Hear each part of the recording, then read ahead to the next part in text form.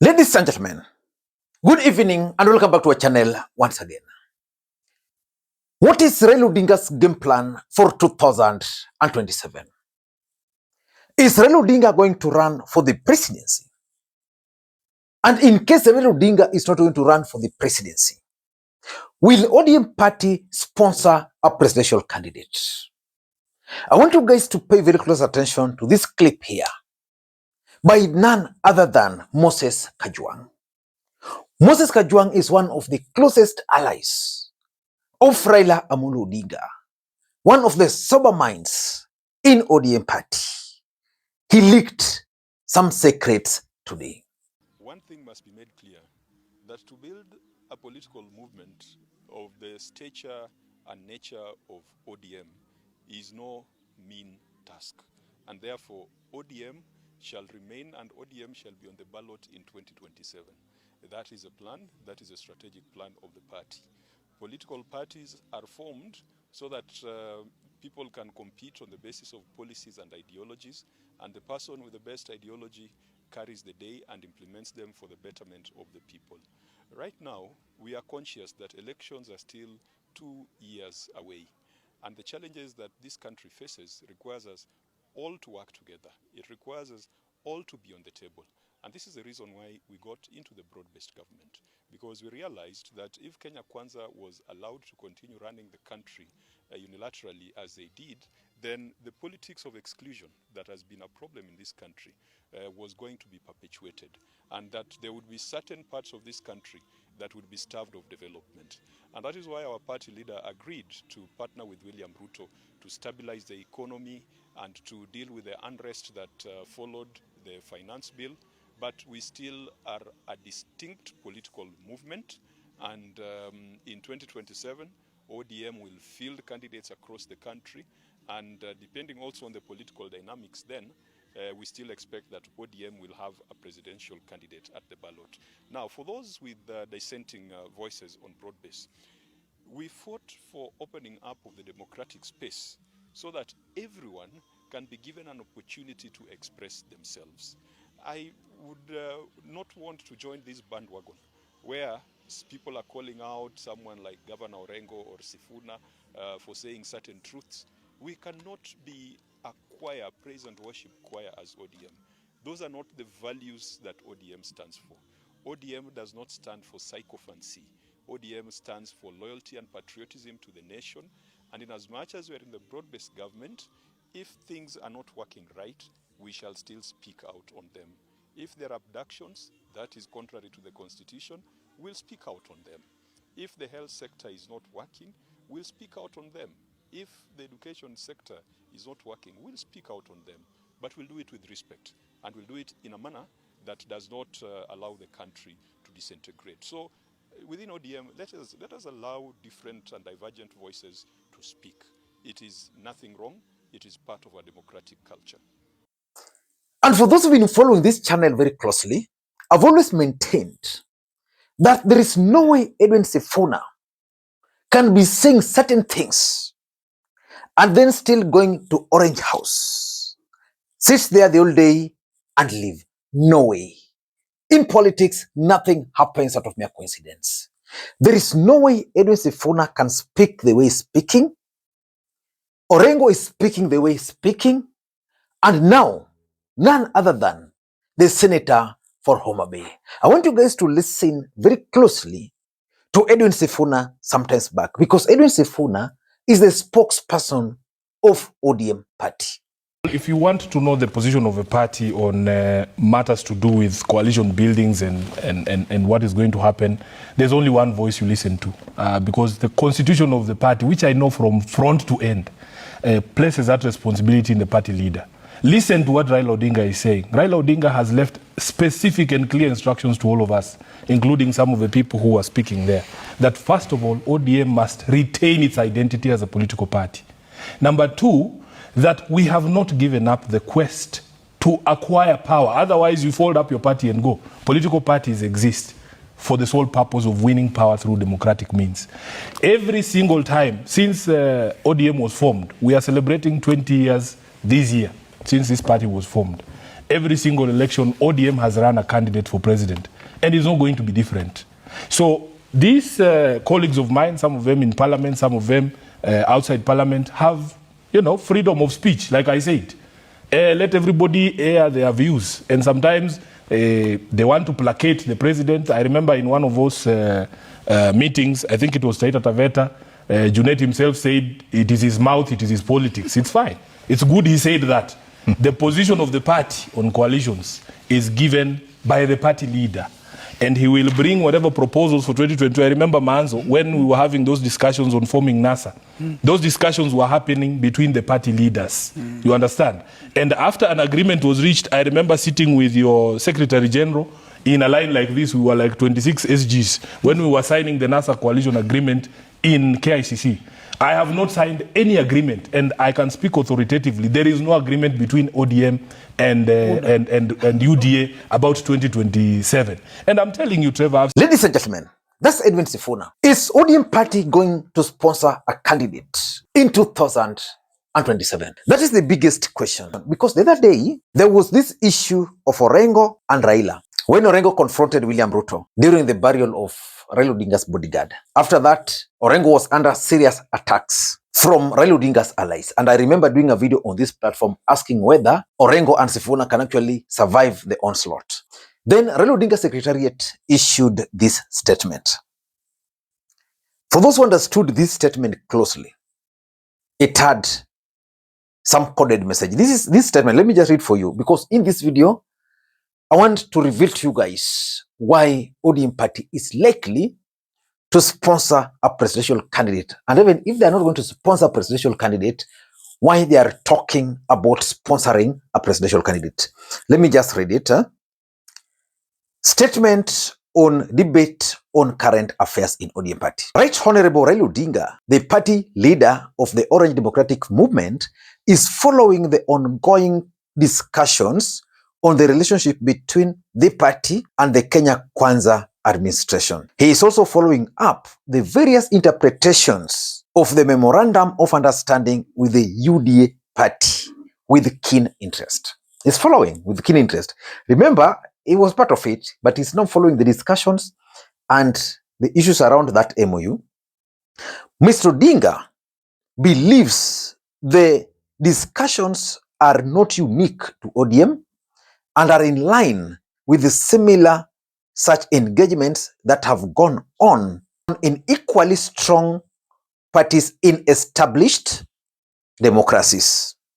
It is the position of the party leader that at appropriate time, relevant organ of the party will harmonize the diverse views and come up with a harmonized position on the way forward. Mr. Odinga appeals to ODM members and leaders to exercise decorum, civility, restraint, and respect for each other as they debate the current state of affairs and the future of the party.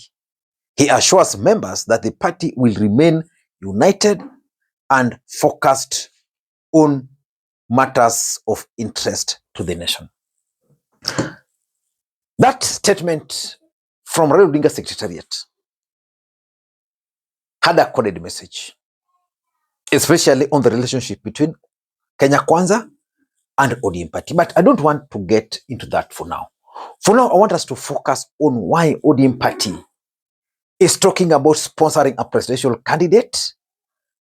And even if they will not sponsor a presidential candidate, why they are talking about it. Before we do that, for those who are watching this channel for the first time, please take a second or two, click the subscribe button so that next time we produce a video like this, YouTube will automatically notify you. And to the subscribers, I want to continue thanking you guys for your continued support, because without that support, this channel cannot be where it is. Ladies and gentlemen, without any further ado, allow me to dive in. The first reason for me is the fear of Ruto losing in 2027.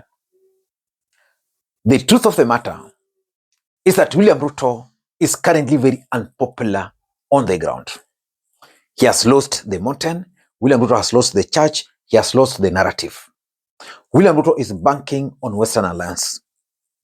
Of course, the reception is not very bad, but it has not achieved much the way he had anticipated. Raila Odinga probably and the team probably have conducted some opinion polling, and they've realized that William Ruto is doing very badly. And because of the fear that William Ruto might actually lose in 2027, they don't want to go full throttle in their support for the president. And that's why they are talking of 2027. That's number one.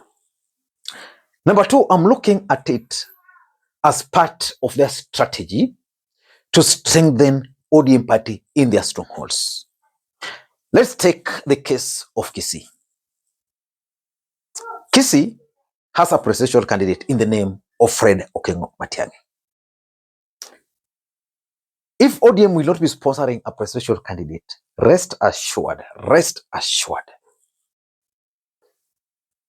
Kisii is going to be fully pro-Matiang'i. And in case Kisii will be fully pro-Matiang'i, ODM party will be losing. That's the fact. Kisii has remained one of ODM strongholds.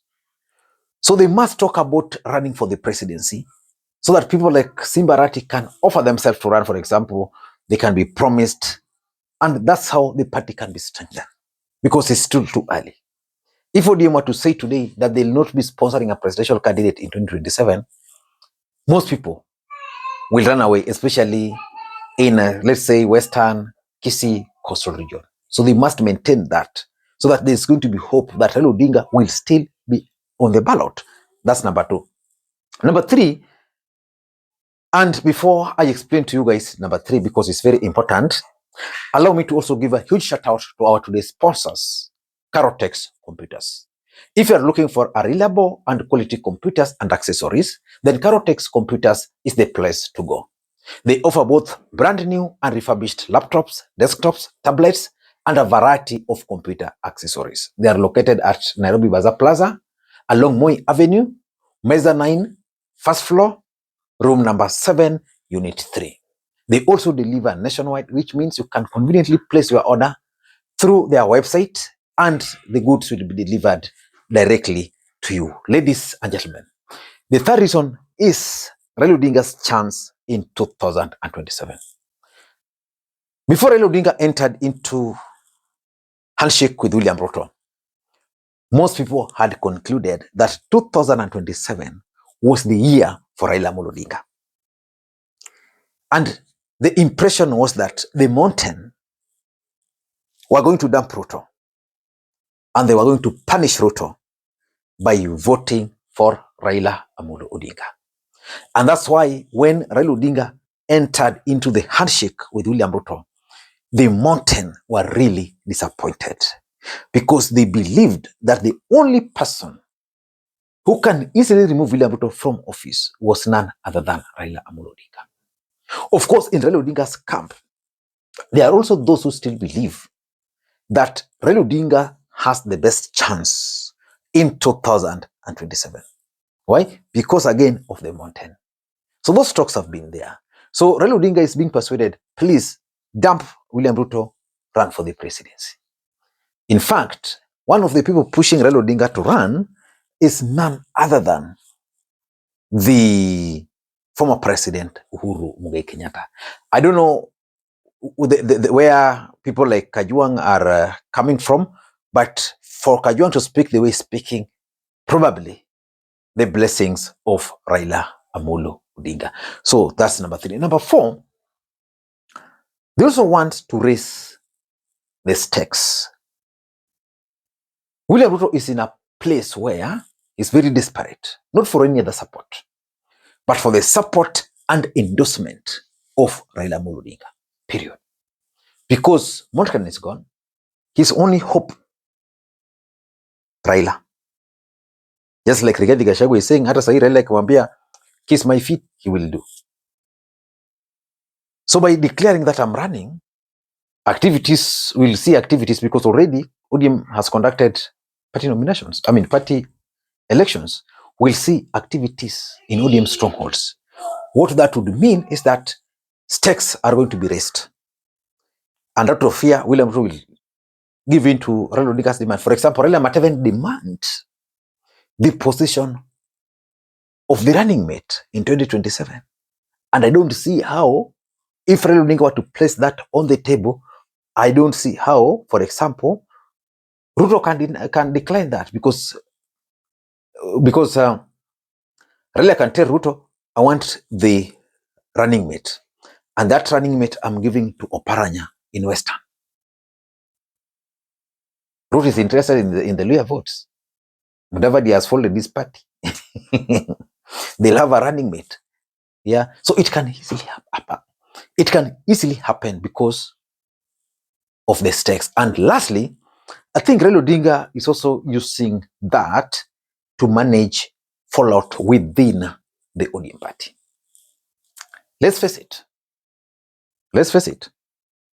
ODM is currently divided into two camps. There's the camp this side, then there's the camp this side. Pro Raila Odinga loyalist, and again, what they are calling rebels. The Orengos, the Sifunas, the Babus, now the Kajwangs. But those camps are all powerful. Raila Odinga would not want a situation where one camp, for example, Orengo, lives with the other group. He won't want that. So how can he manage them? He can only manage them by telling them, I'm going to run. ODM is going to sponsor a presidential candidate. Ladies and gentlemen, I don't know what you think. That's my take. If Raila Odinga were to be on the ballot, can you vote for him? Let me read that answer in the comment below. Until next time, this is Makwiny. Bye-bye.